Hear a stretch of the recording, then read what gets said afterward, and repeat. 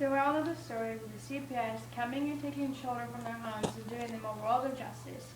Taking them from homes where they're hurt and humiliated and if the parents are on drugs and the CPS comes in, takes them and just saves them for the rest of their lives.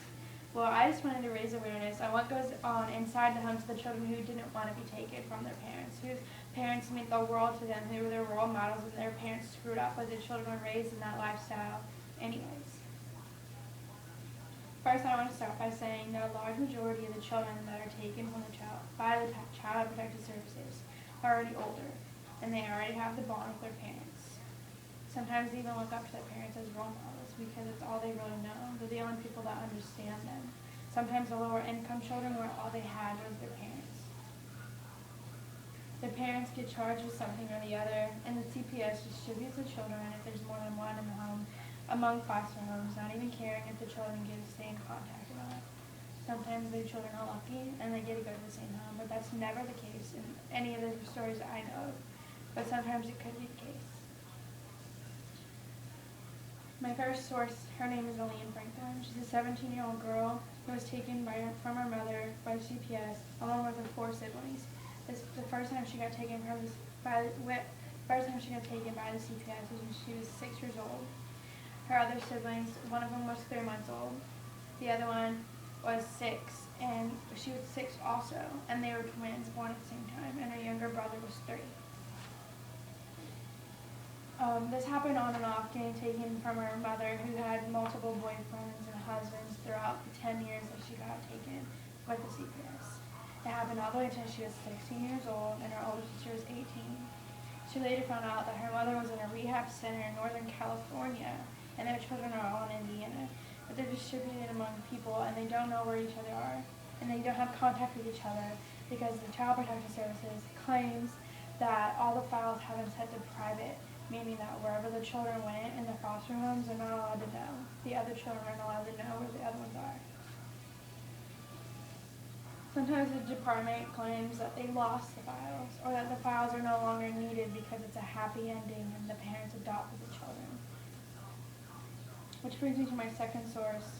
Her name is Katie Franklin. She's the older sister of Elaine, who was taken along with the other kids. She'll tell you the heartbreaking story of getting taken by CPS and having to watch her kids, having to watch her brothers and sisters get taken in these cars to go to foster homes because the second you arrive in the station, your files are checked in, your papers are checked in, and you go to your foster home.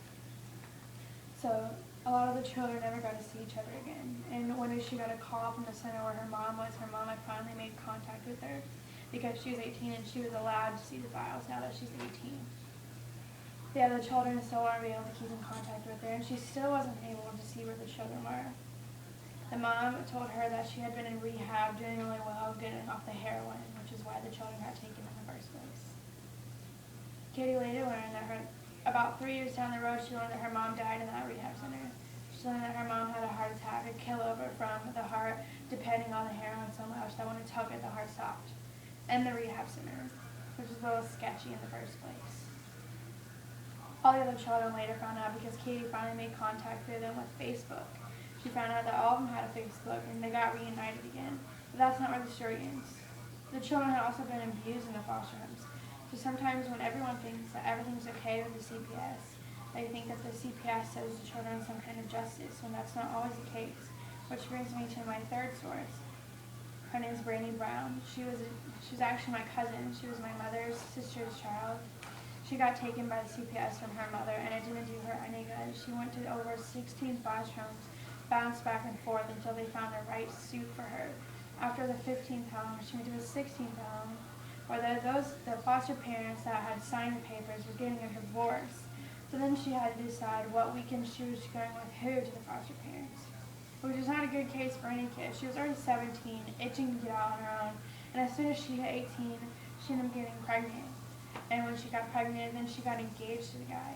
But the boy was only 16, so what did the foster service do to them? What did the CPS do for her? It just tore apart her heart and taught her soul how to hide all her emotions into a black hole and be a wall that surrounded her. So one of my points is that CPS, it doesn't always do the justice. It's not always the right thing to take a child from the home, to take a child from the parent. Maybe there should be some kind of in-home rehabilitation that goes on so the children don't have to be taken. A lot of people don't realize that these are kids. They're actual people. They're not just children. They're not just they're not just cattle that you can distribute to other homes and not care about. They have families. So I just wanted to raise awareness to the fact that the CPS doesn't always have the full story or the full heart of the children.